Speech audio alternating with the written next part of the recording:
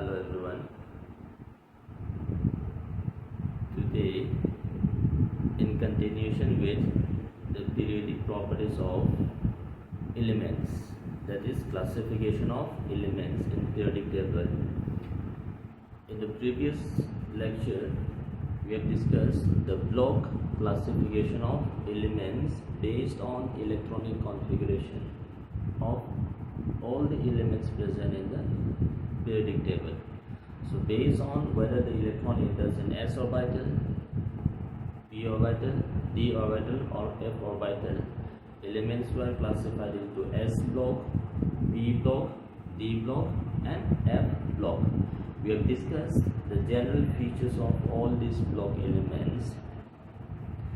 Now, while discussing this classification, we have come to the conclusion that there are many more elements yet to be discovered.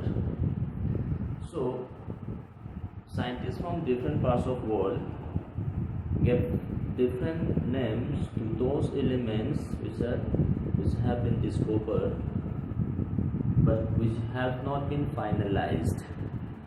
So, International Union of Pure and Applied Chemistry gave a systematic name of those elements having atomic number greater than 100.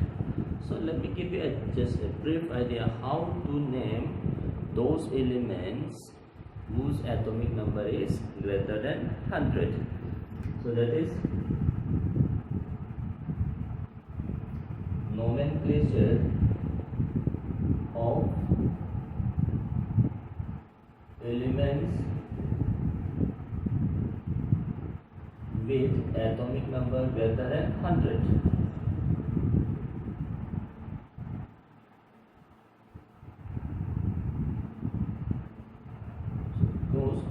Those elements whose atomic number is less than 100, they have been given a systematic, they have been given a particular name.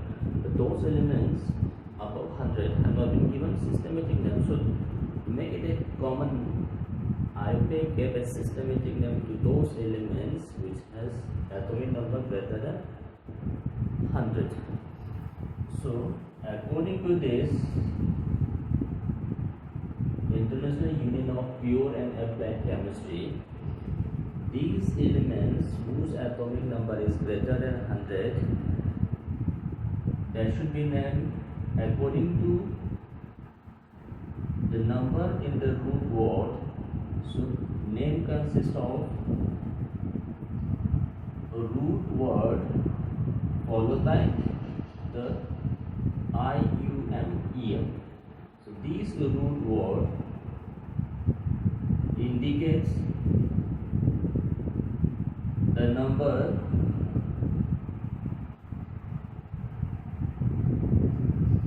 from the name you should be able to know what is the number, and from the number again we should be able to know what is the name of the element. So what we have to find is what is the root word. So we have this root word and the symbol.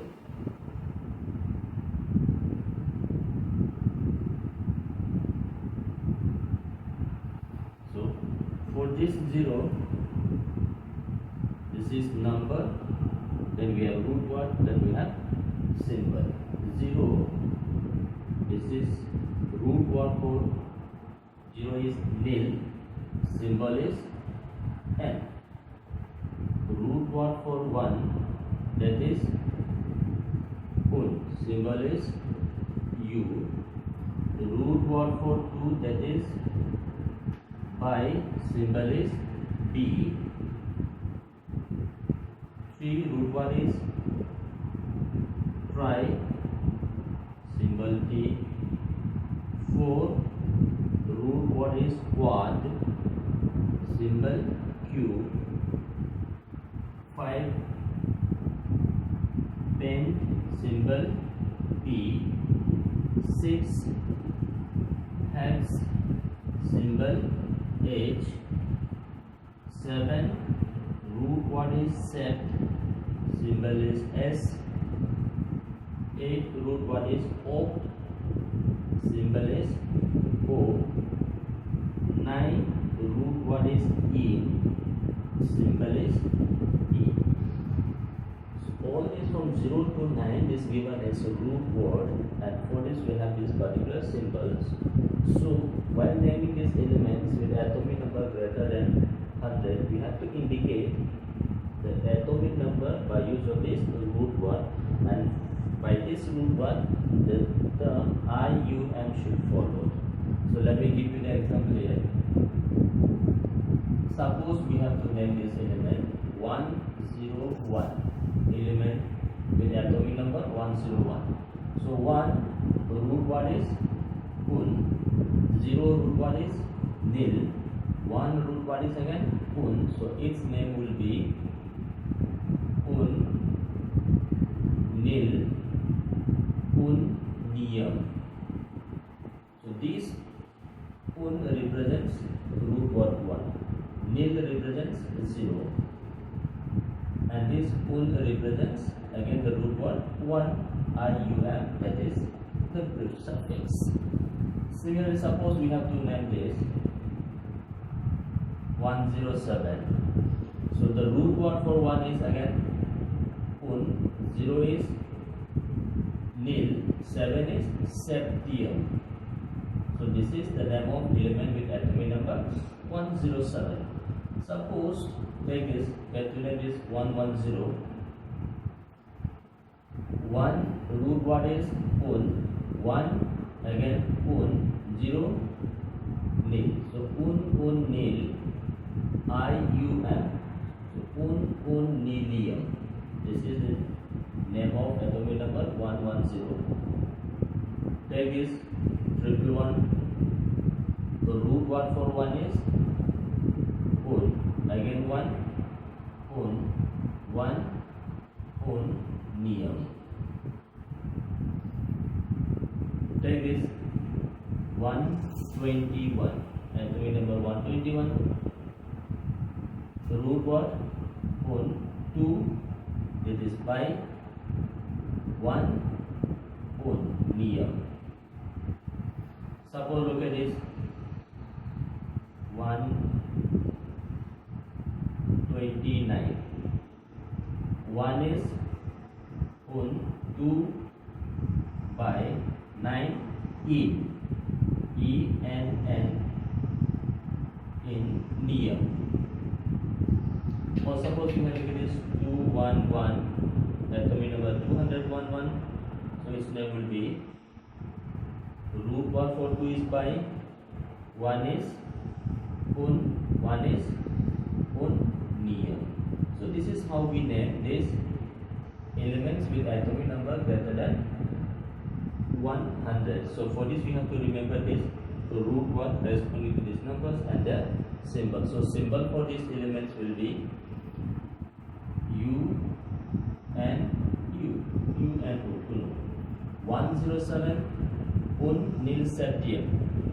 So symbol will be U nil septium S. 110 nil. 111 121 symbol will be by 129 by inium. 211 symbol is B, that is for by, 1 is 1 is. So this is the symbol for these elements. So for this, look at this, we have this root word followed by this suffix IUM that gives the systematic name of these elements with atomic number greater than 100, and when we represent these elements we have to use this symbol for this particular numbers. So this symbol also represents the root word. So from this symbol we should be able to write the atomic number, as well as from this atomic number we should be able to write the systematic name, that is IUPAC name of these elements with atomic number greater than 100. So this is how to name or how to give systematic name to those elements whose atomic number is greater than 100. This is nomenclature part. Having learned this nomenclature of elements with atomic number greater than 100, now let's go to some periodic properties of elements. Properties of elements. So before starting with these periodic properties of element, let me introduce a very important term which is often used in periodic properties of elements, that is effective atomic number, that is Z effective. Now we have to use this effective atomic number while explaining the periodic properties of elements along a period or along a group. So we have to define this effective atomic number. Now suppose we have an atom. Inside this atom we have a nucleus. The positive charge of nucleus is due to the presence of protons. Around this nucleus we have electrons moving in circular orbits. Suppose this is the circular orbit in which electrons are moving. Now let's suppose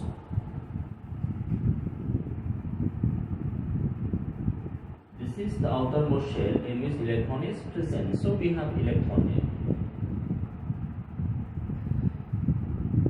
We have proton. So atomic number, that is Z.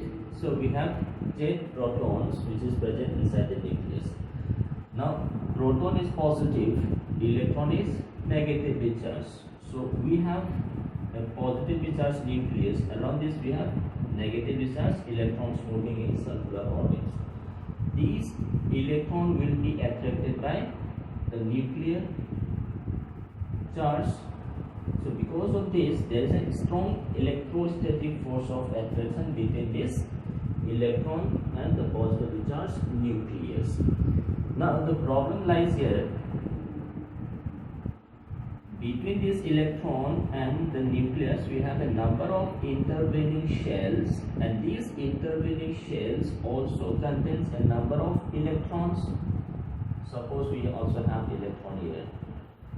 So these electron and this electron, both are electron having same charge. So same charges will always repel each other.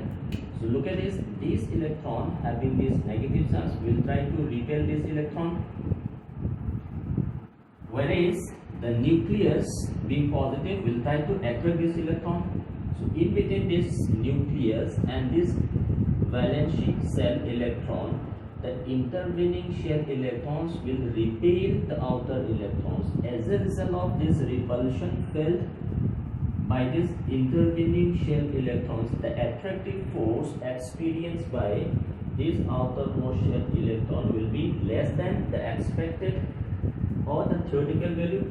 So this actual attractive force felt by outer shell electrons due to the intervening shell electron is what we call as effective atomic number. So theoretical is supposed to attract by Z number of electrons, but in reality the attractive force felt by this electron is less than this Z. So this is what we call as effective atomic number. So similarly, look at this, we have electron, we have electrons here. So these electrons will again repel, so we also have electron here. So all these electrons being negatively charged, these electron will also repel this electron, this will also repel this electron. Therefore the attractive force felt by this electron due to nucleus, that is less. This is a repulsive force and this is attractive force. So simply saying, whenever we have this type of system, the outer shell electron will be attracted by nucleus and their attractive pull of the nucleus felt by this outer shell electron due to the presence of intervening shell electron. is known as effective atomic number.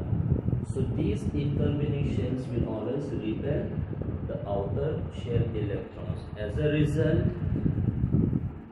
the attractive force or the Coulombic force between this nucleus and electron is always less than the theoretical value. That is what we call as effective atomic number. So having learned this, let me give you the definition. This effective nuclear charge, this is defined as actual or the theoretical charge, that is atomic number minus some constant known as shielding constant. That is the equation A. Now from definition point of view, this is defined as the actual attractive force felt by the outer shell electron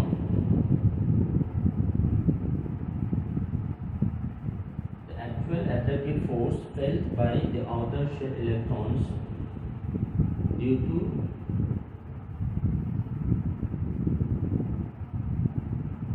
the repulsive force by the intervening cell electrons.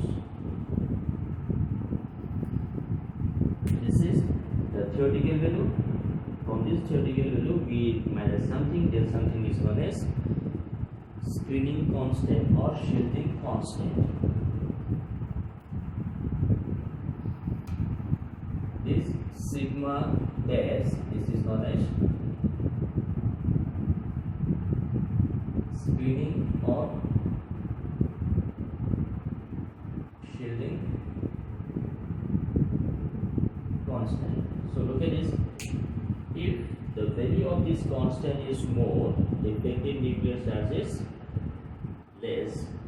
If the value of this constant, shielding constant, is less, then the effective nuclear charge will be more. Then if the effective nuclear charge is more, means there is a greater attractive force between the nucleus and the outermost electron. If the effective charge is less, means shielding constant is more, then there is less attractive force between the nucleus and the electron. Now, to define this, the value of sigma dash,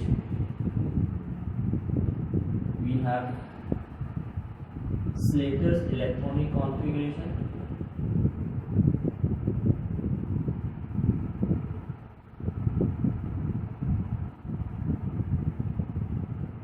So let me show you how to calculate the value of sigma, that is screening or shielding constant. And for this we have to follow this electronic configuration. In Slater's electronic configuration, orbitals are grouped as 1s, then you have 2s, 2p, 3s, 3p, then 3d, you have 4s, 4p, 4d, 4f, etc. So this is how orbitals are. Now the constant,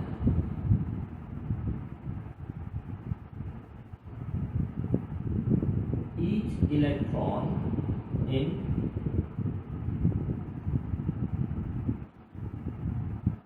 nth shell will have a contribution of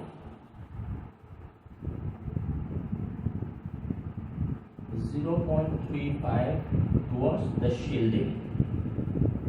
So each electron in nth shell will have a contribution of 0.35 towards the shielding. Each electron in n-1 shell will have a contribution of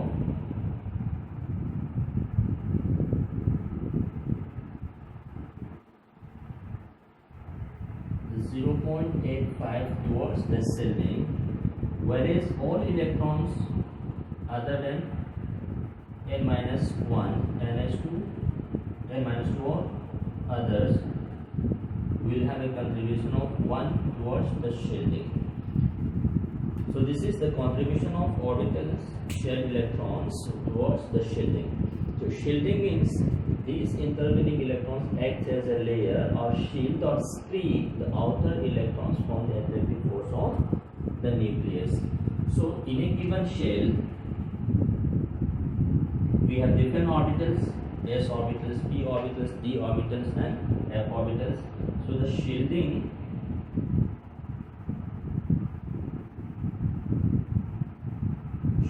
order of various orbitals in a shell. Suppose in a given shell we have s orbital, p orbital, e orbital, then the shielding constant of various orbitals. S orbital has got strongest shielding property, followed by p, followed by d, followed by f, g, etc. So the s electron will have a maximum shielding. D and f has got very poor shielding effect. Then the penetration effect of orbitals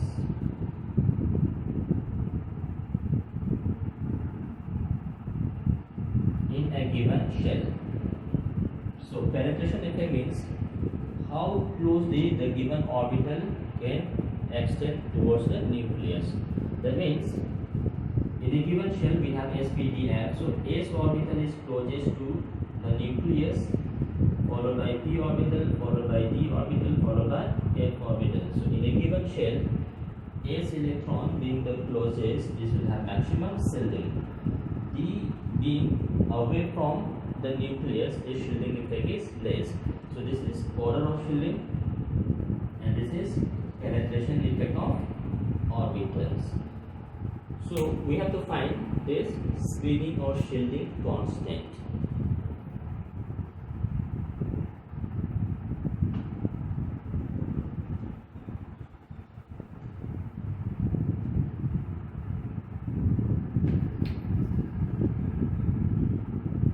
So for hydrogen having 1 electron, shielding constant is 0. Take this helium, atomic number 2. So we have 1s2. Now we have 2 electrons in s orbital. So we have 2 electrons. So this electron will repel this electron. Similarly, this will repel this electron. So we'll find the shielding effect of or the screening effect of this electron on this electron. So take this out, 1 electron. So shielding constant. So we have ns. So that is 0.35 into 1. So that is 0.35. Means we take 1 electron as a reference, and for this electron, the remaining electron, what is the shielding effect? So therefore, Z effective is equals to Z minus sigma star. So Z is 2, atomic number 2, minus 0.35. So this comes out to be 1.65. This is, now look at this. The second electron was supposed to be attracted by 2 positive charges, but now this is attracted by 0.165. So the other electron is repelling the second electron. As a result, the attractive force felt by that electron is less than the theoretical value. Take this lithium, atomic number 3. So according to Slater's rule, this is given as 1s2, 2s1. Now this is the outermost electron. So for this electron, what is the shielding effect, or what is the shielding effect of this electron by this electron? So sigma star for this 2s electron will be now we have considered this electrons. So there is no electron left, is inertial. So that is 0.35 into 0 plus, we have 2 electrons at n minus 1, so 2 into 0.85. So this comes out to be 1.70. That is Z effective is equals to 3 minus 1.70, that is 1.3. That means these 1s2 electrons acts as a shield between these 2s electron and the nucleus. As a result, attractive force is very decreased. Similarly, take this.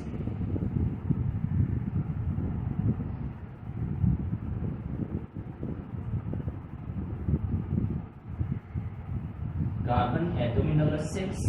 Now let's write our electronic configuration. 1s2,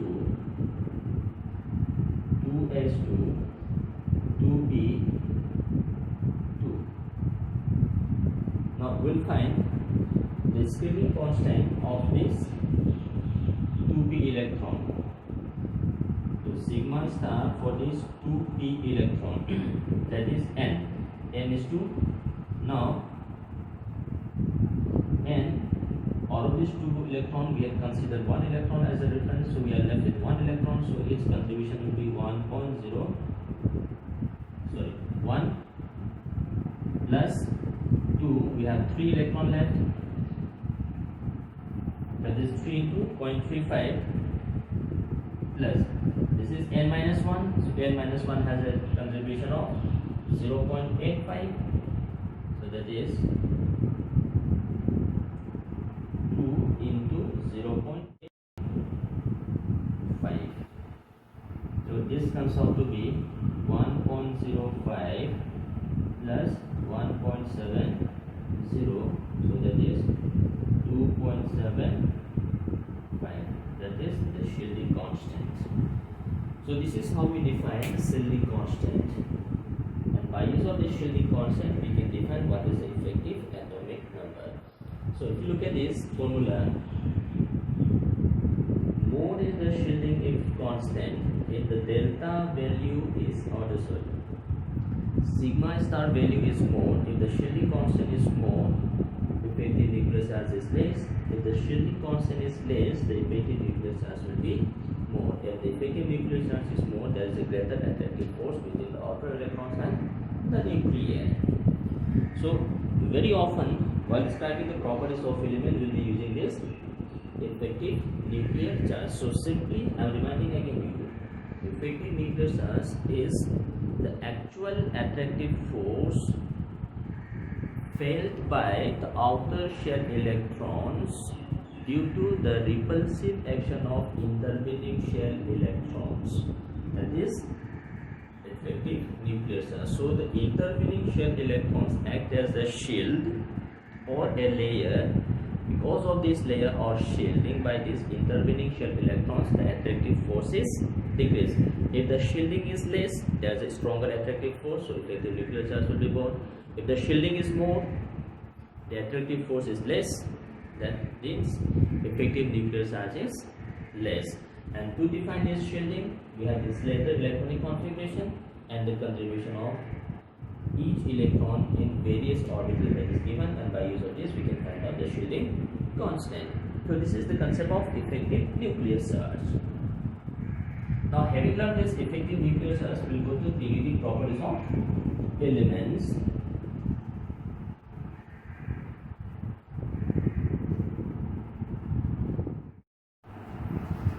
Now we will start with atomic radius.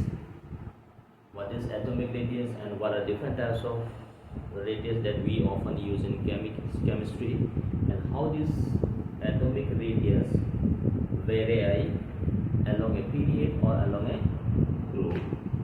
So first of all, we'll have to define what is atomic radius. Now atomic radius can be defined as the distance from the center of nucleus to the outermost shell containing electron. So I repeat, it is defined as the distance from the center of nucleus to the outermost shell containing electron. That distance is known as atomic radius.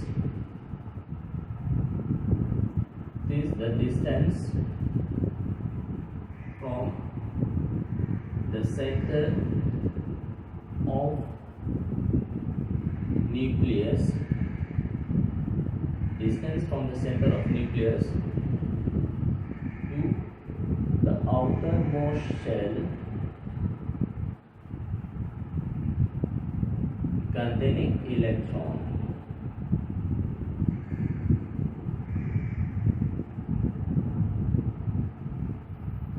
This distance is known as atomic radius.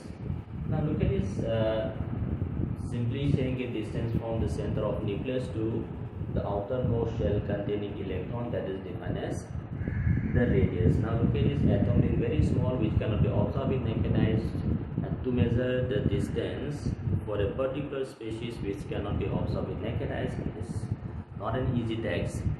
So the problem or the difficulties in defining atomic radius is, now electron is behaving just like a wave. So for a wave at a given distance, a very large distance, the probability of finding electron not be zero.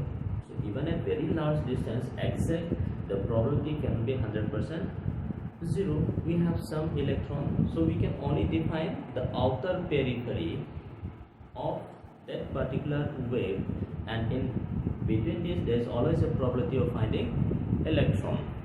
Second point, now we have atom. To define this atomic radius, we should have a single atom, and to isolate a single atom is not an easy task. These atoms will always be influenced by neighboring atoms. So between these atoms, we have thousands of atoms surrounding this atom, and these neighboring atoms will always have effect. There must be a very number of attractive force, repulsive force. As a result of this influence experienced by this atom from the neighboring atom, the calculation may not be a very easy task. So this is some of the problems that we experience while defining this atomic radius. To overcome this, we define this atomic radius in various terms. So this atomic radius is of different type. We have covalent radius, covalent atomic radius. We have metallic radius. We have van der Waals radius. We have ionic radius. So these are various types of radius that we use in chemistry. So we will have to take up the significance of each and every radius. Now coming to the first, that is covalent. Covalent radius. So let me say this is our covalent atomic radius. Now if you look at this term, the covalent, so this radius is specifically for those elements which form covalent bond, and basically this is used for non-metals, because non-metals always forms covalent bond. So this is only for covalently bonded molecules, and this covalently bonded molecule, this is basically for non-metals. So non-metals are defined by the covalent radius. So suppose, look at it, we have a molecule, homodiatomic molecule. Homodiatomic molecule.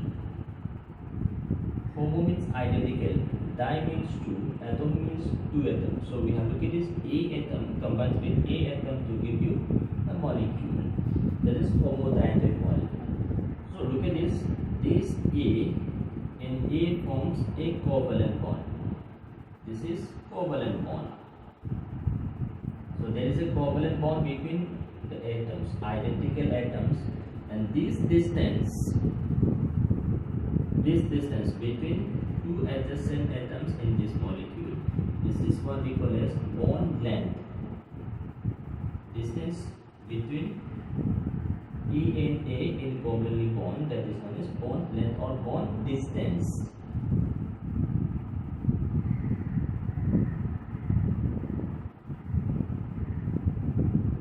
So we have this. Now let's assume this A is spherical. So we have, look at this A, we have this A, and we have second A.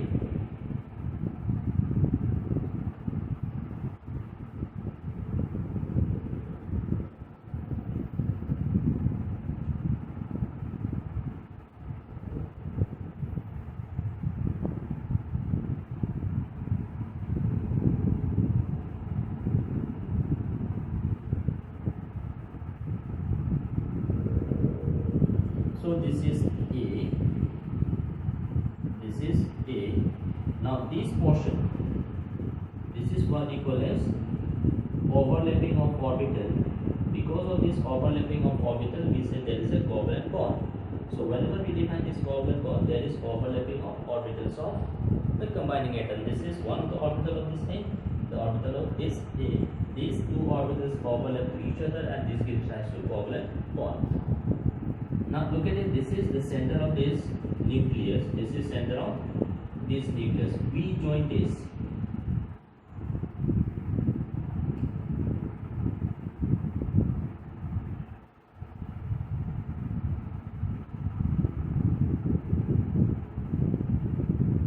This distance between these centers of nucleus. Let us suppose this distance is known as D. This is internuclear distance.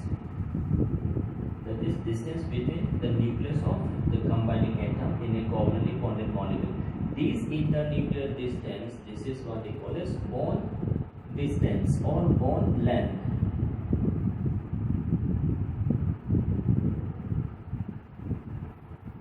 So we have a covalently bonded molecule, and distance between the nucleus of this covalently bonded molecule is known as internuclear distance or bond distance or bond length. This one. Now we just divide this. Take this. Suppose we have this. Now the half of internuclear distance.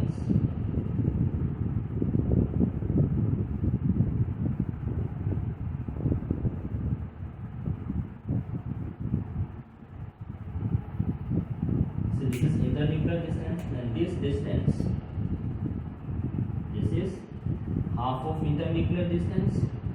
This half of internuclear distance, one half of internuclear distance, this is what we call as covalent radii.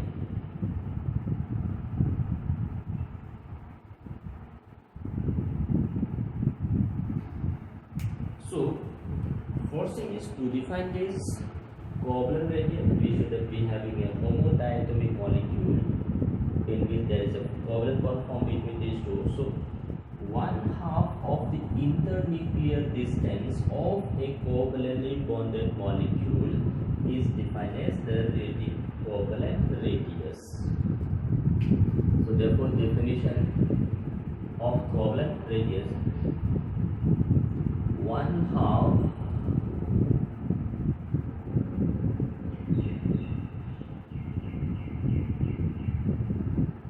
of the internuclear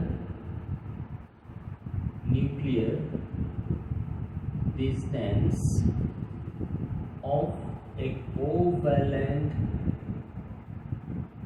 bonded homodiatomic molecule. Now, I suppose you got this meaning. Why we are just taking half? Because these two atoms are identical. If these two atoms are different, then we cannot take just half, because different atoms will have different radius. So to define this, we should be having homodiatomic atoms of same element. So size of that atom should be same. So we just take half of the internuclear distance for the bond length, that is defined as the covalent radius of that particular atom. So take this example.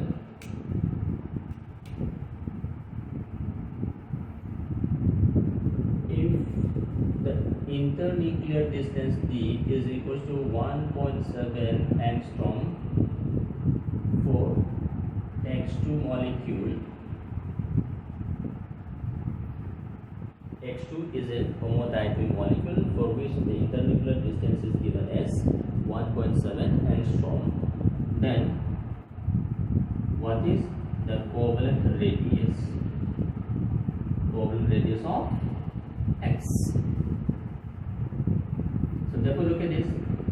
Since we have this X2 molecule which is covalently bonded homodiatomic molecule, so this covalently bonded molecule, covalent radii of this X atom is half of this internuclear distance. This is internuclear distance. So half of internuclear distance, that is 1.7 angstrom divided by 2. So this comes out to be 0.85 angstrom. This is the covalent radii of X in X2 molecule. So again repeat. For this, we need to have a homodiatomic molecule so that we can take is half of the internuclear distance. Second, this is A2 should be forming a covalent bond to define this covalent radius. And this covalent radius is basically mean for non-metal. So non-metal always forms covalent bond. So this is how we define covalent radius. Now coming to second radius.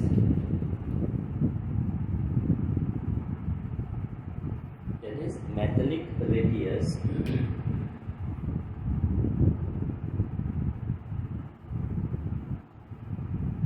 Metallic radius. So we have RM, metallic radius. Now look at this term. We use the term metallic radius. So this metallic radius is specific only for metals in their lattice. Only mean for metals in their lattice. So we have another unit of defining radius for another set of elements. So if the element happens to be metal, then we have metal lattice, means in which metals are arranged in a regular pattern.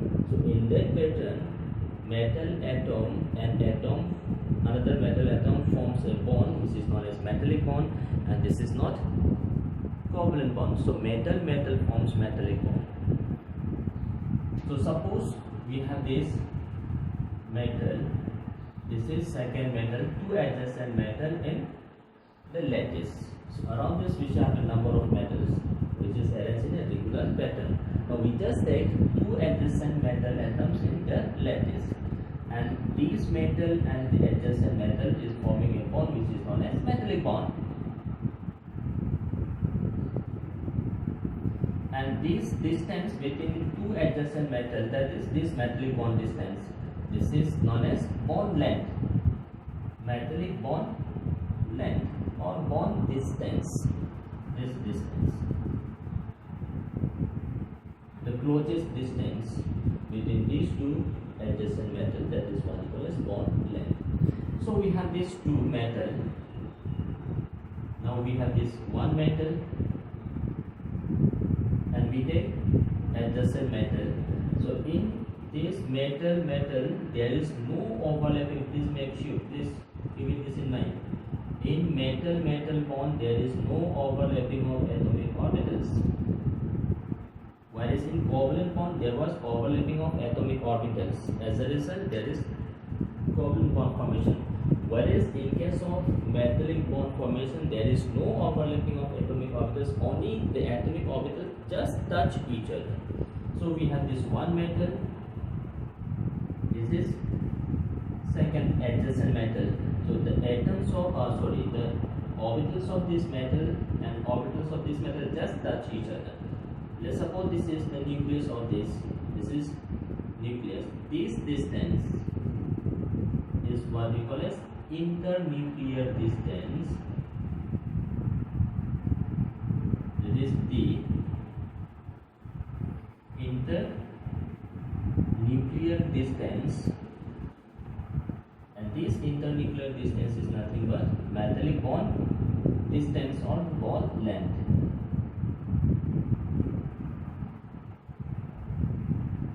So in metallic bond there is no overlapping of atomic orbitals, only just the atomic orbitals touch each other, and we take a half of this internuclear distance, that is half of this internuclear distance. So this half of internuclear distance, this distance, one half of this internuclear distance, this is defined as metallic radius. Similarly, this is also half of internuclear distance, which is equals to metallic radius. So coming to definition point of view, this metallic radius is defined as one half of the internuclear distance between two adjacent metal atoms in the metallic lattice.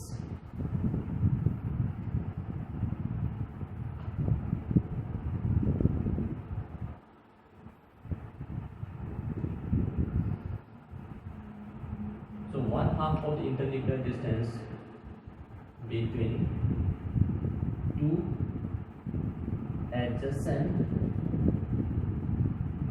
metal atoms in the metallic lattice.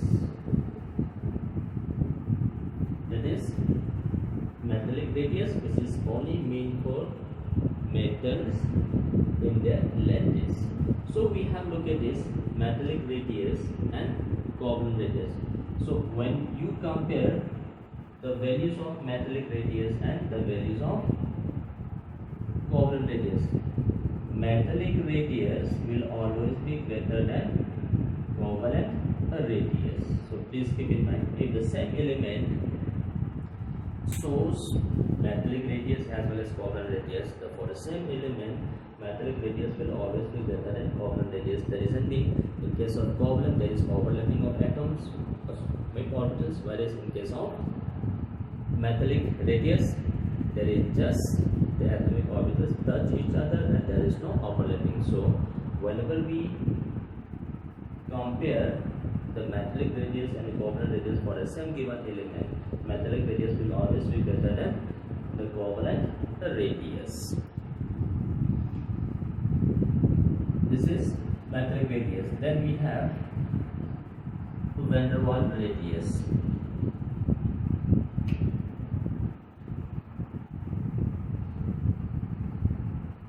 Van der Waals radius. So we say RVD. Now, van der Waals radius is basically mean for non-bonded atoms or molecules. This is for non-bonded system. That means there is no actual bond exists between the system. So this is basically mean for non-bonded system. And this van der Waals radius is defined in solid state.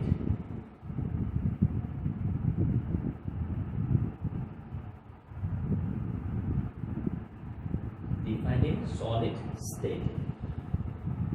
So look at this, we have non-bonded interaction. So suppose take this,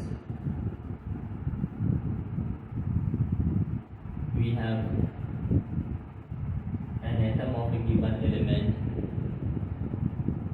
Second, look at this, we have this second atom of the same element. These are two adjacent atoms of the same element in the crystalline lattice. So look at this, between these two atoms of the same element, this is the same atoms of the same element. Suppose we have this A, element A. This atom and this atom, there is no actual chemical bond. When you look at this is the closest distance between these two adjacent atoms of the same element in the crystalline state or the solid state. We take this internuclear distance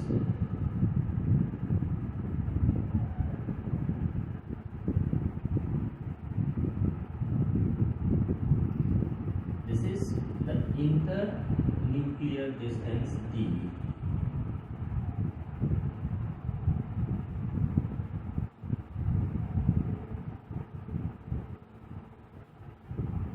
So look at this, this is the internuclear distance. Now we take the half of this internuclear distance.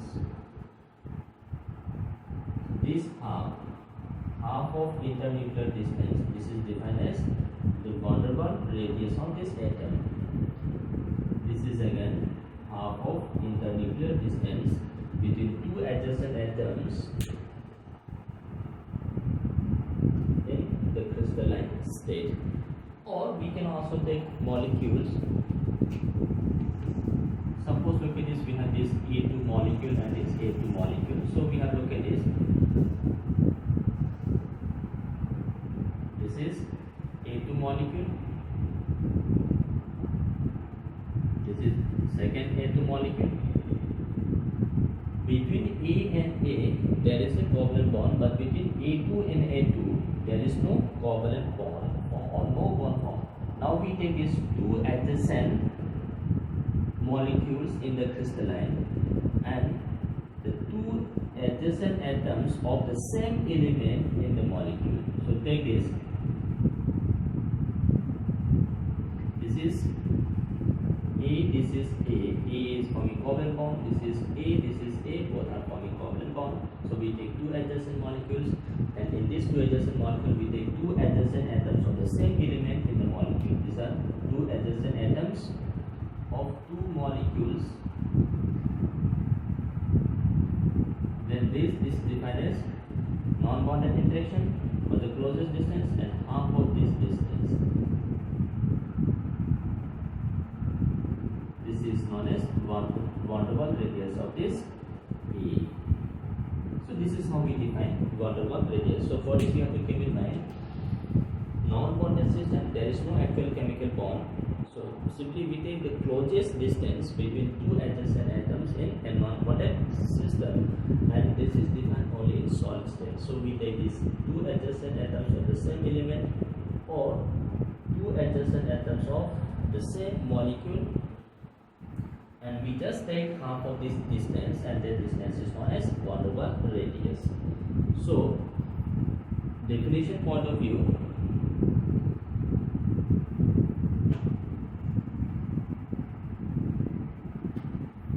is the half of one half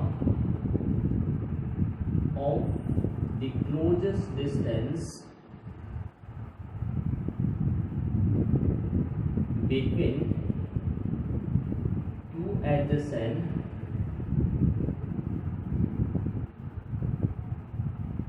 non-bonded atoms of the same element in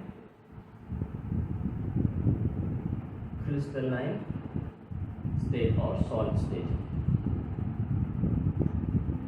So since look at this, there is no van der Waals radius, there is no actual bond between this adjacent atoms. So when we compare different values, van der Waals radius is always greater in magnitude than metallic radius, which is greater than covalent radius. So if suppose a particular element shows three different types of radii, covalent, metallic, as well as van der Waals radii, then the van der Waals radii will be having always will be with covalent radius. Now look at this. This van der Waals radius, this is basically noble gas. The radius of noble gas are always measured in terms of van der Waals radius, because noble gas and the noble gas does not form any chemical bond, whether it is metallic bond or covalent bond. Since noble gas does not form the bonds, we simply take the closest distance within two adjacent noble gas atoms in their crystalline state. So these always measured in terms of van der Waals radius. Second thing, these van der Waals radius increases as the repulsion force increases, because look at this, the closest distance as it decreases, there is a repulsion between these two. So noble gas means completely filled orbitals, the repulsion force will be the most. So van der Waals radius increases as the repulsion force increases, or as the shell increases. As the shell increases, number of electron increases. As the number of electron increases, repulsion by the adjacent atoms or electrons will also increase. So just keep in mind, van der Waals radius is basically measured in solid state, non-bonded system, and noble gas are always measured in terms of their van der Waals radius. So as the shell increases, van der Waals radius also increases. As this noble gas has got fully filled orbitals, the repulsion by these atoms is maximum, so they have larger radii. So this is how we compare the values. Then we have ionic radii.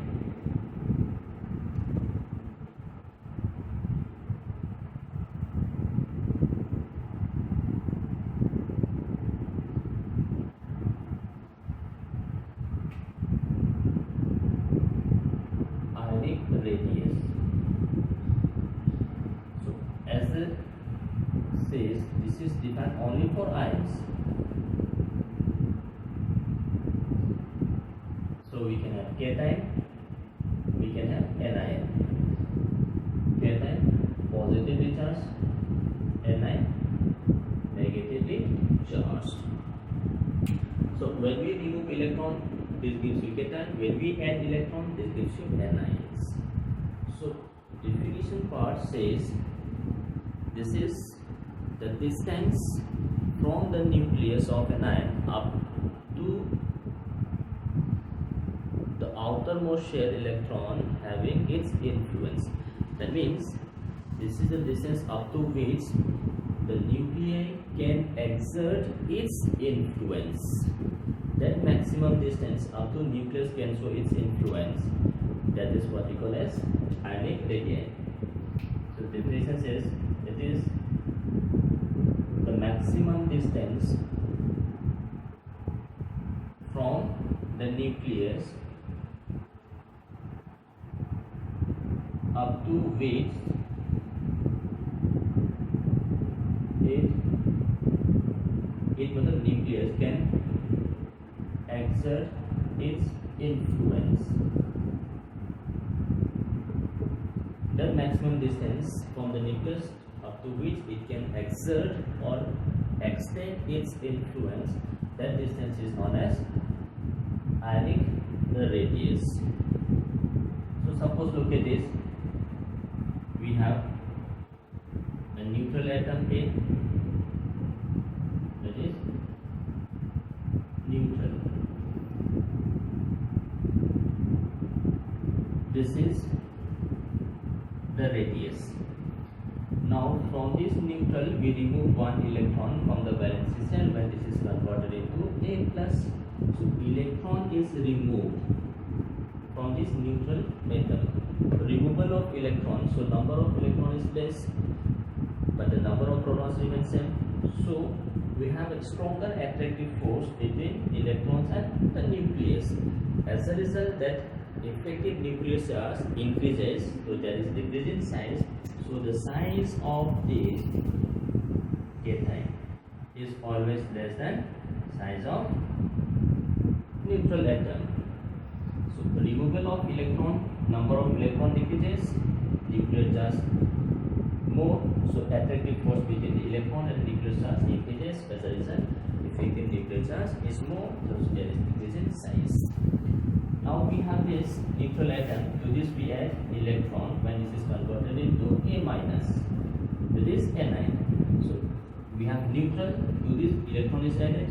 So the added electron will have more repulsion. As a repulsion, the size will increase.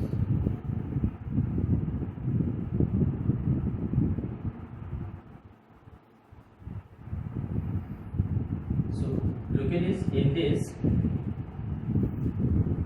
J effective nuclear charge increases. As the effective nuclear charge, why increases? Because number of electron is decreased, positive charge remains same, so repulsion between attractive force between nucleus and electron increases, effective nuclear charge increases, size. In this case, we are adding electrons, so added electron will have more repulsion from the electrons present in the neutral atom. As a result of this repulsive force, the size of this anion is always.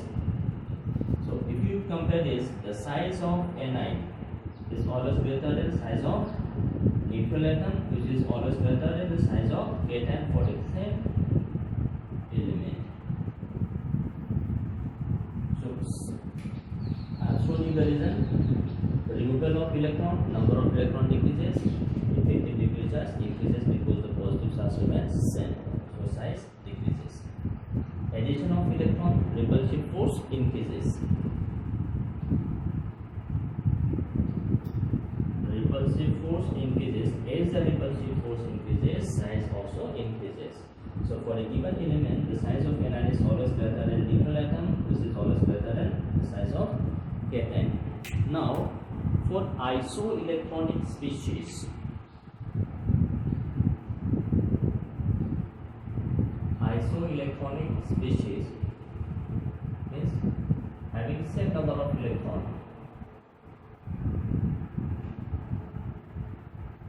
Same number of electron, that is known as isoelectronic species. Take this. We have F minus 9 plus 110, 11 minus 110, 12 minus 210, 13 minus 310,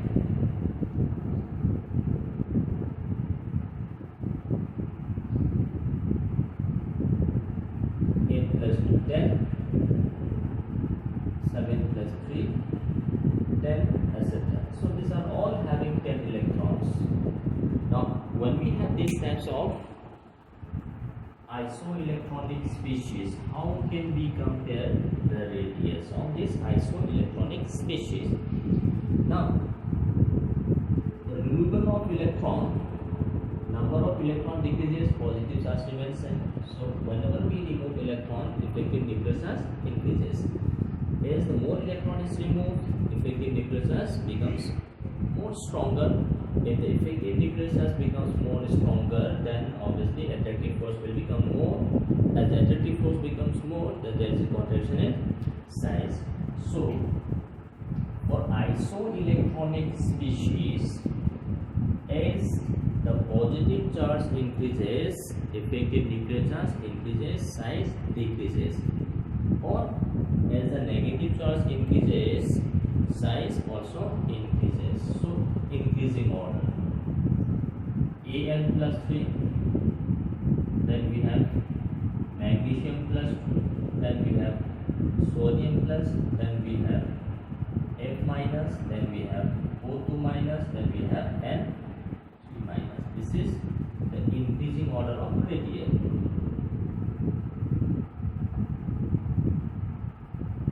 Order of ionic radius.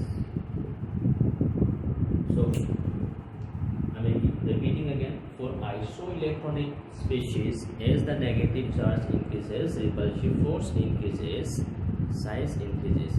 But as the positive charge increases, effective nuclear charge or attractive force between the electrons and the nucleus increases, contraction in size size occurs or size decreases. This is increasing order, this is decreasing order. That is for ionic radius. Now the question is how this ionic radius varies, or variation along a period or along a group.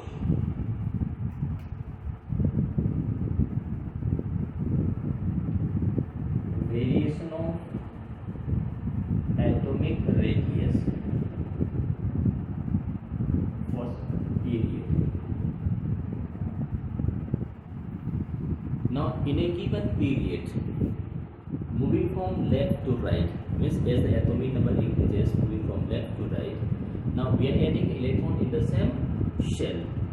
Now addition of electron in the same shell, effective nuclear charge increases. As the effective nuclear charge increases, the attractive force between the outer shell electron and the nucleus increases. As the attractive force increases, there is a contraction in size. So therefore look at this.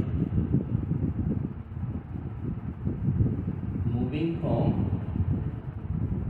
left to right in a period,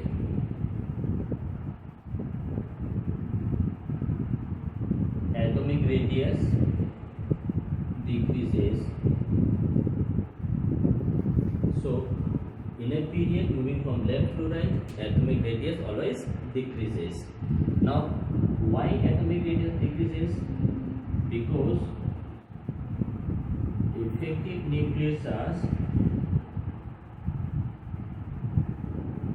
increases. So as the effective nuclear charge increases, that I have explained earlier, as the effective nuclear charge increases, attractive force increases. As the attractive force increases, there is always contraction and size increases due to addition of electrons in the same cell, because we are moving in a period. So this means attractive force increases from left to right. So therefore look at this.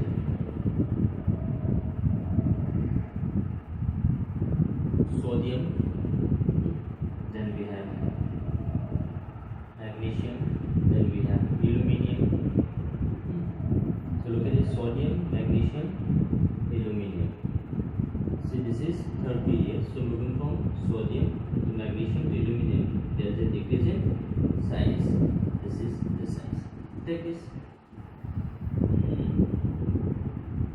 lithium, beryllium, boron, carbon, nitrogen, oxygen, fluorine.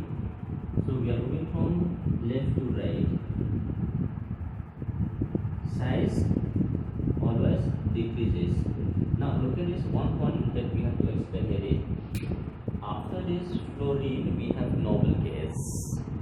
Now we are saying from left to right, due to addition of electron in the same shell, effective nuclear charge increases, which results in stronger attractive force, decreasing the radius. Now after this fluorine we have this noble gas. If you look at this noble gas, the size of noble gas is the largest in a period. So this noble gas should have been the smallest, but the size of noble gas or the atomic radius of noble gas is the largest in a period. The reason being, as I have given you earlier, noble gas are measured in terms of their van der Waals radii. So these noble gas, the radius is measured in terms of van der Waals radii, that is non-bonded interactions. There is no chemical bond formed, either ionic bond or covalent bond or metallic bond. So they are measured in non-bonded interaction, that is van der Waals radius. So the van der Waals radius is the largest. So the noble gas being non-bonded system, their radius are measured in van der Waals radius, and due to the complete filled shell they have more repulsion. So repulsive force is more, so they are measured in terms of van der Waals radius. So the radius of noble gas is the largest. So this is the variation of radius in a period. So in a period moving from left to right, size decreases due to increase in effective nuclear charge, which results in stronger attractive force moving from left to the right. Now in a group, means we are moving from top to bottom. So moving from top to bottom,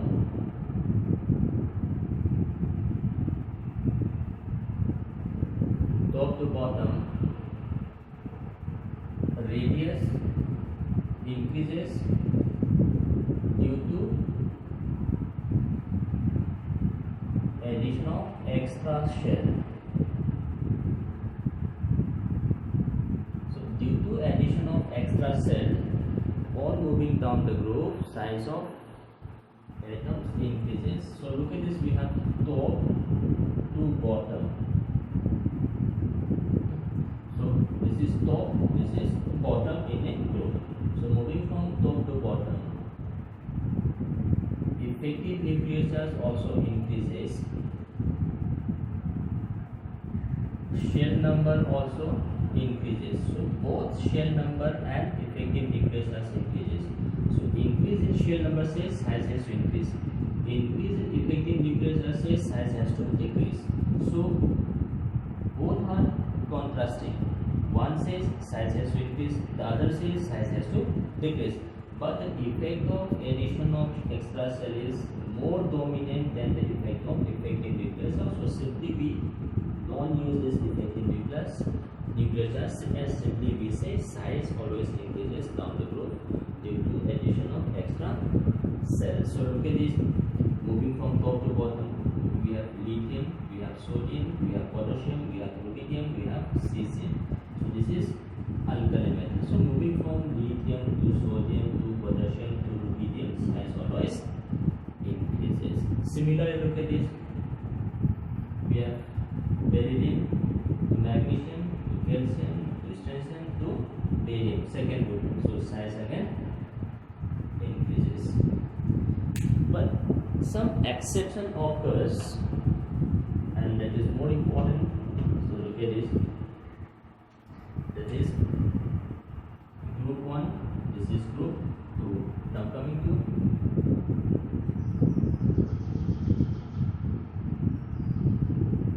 group 13, that is boron. So we have boron, aluminium, gallium, indium, thallium. Now moving from boron to aluminium, there is normal increase in size. Aluminium to gallium, there is decrease in size. Gallium to indium, again there is increase in size. Indium to thallium, that is approximately same size. So we are moving from top to bottom, but there is irregularity in the variation in size. So now we have to explain boron to aluminium, normal increase in size due to addition of extra cell.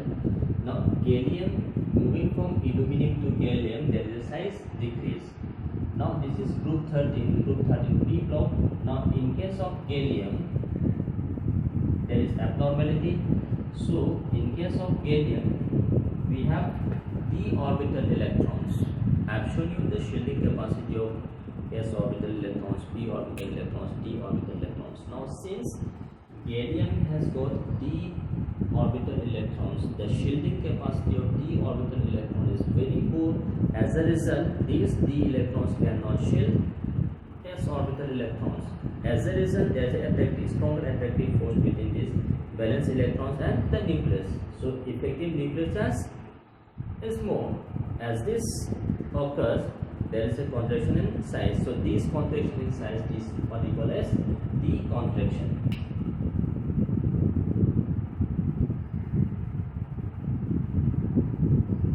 That is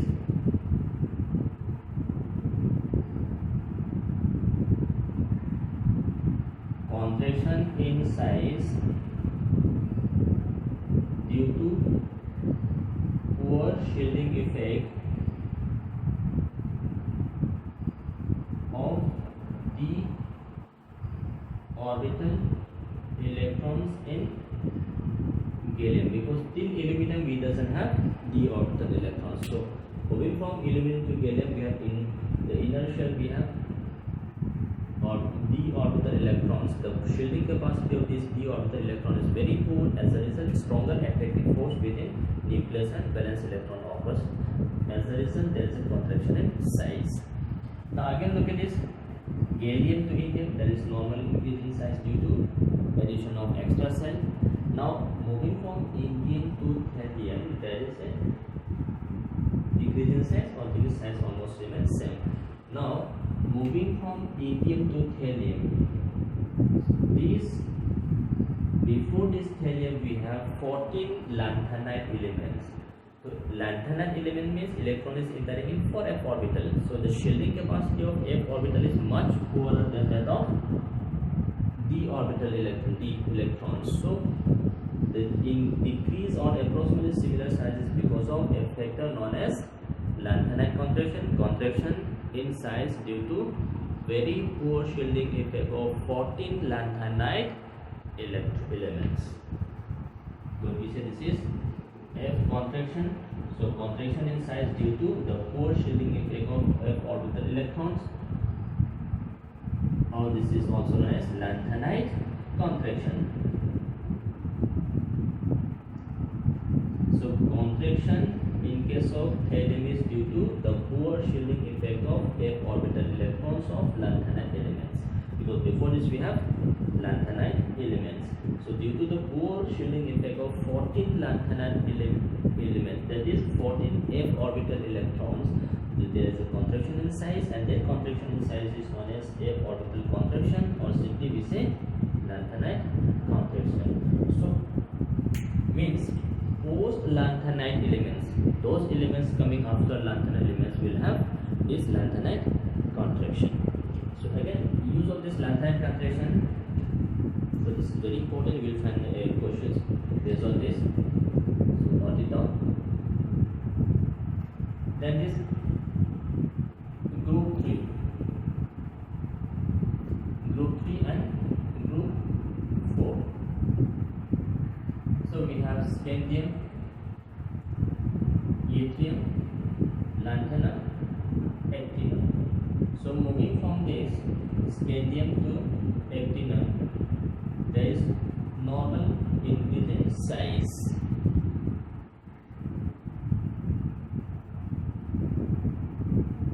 Then we have titanium, zirconium, hafnium. That is atomic number 57. This is 72. Now in between these two we have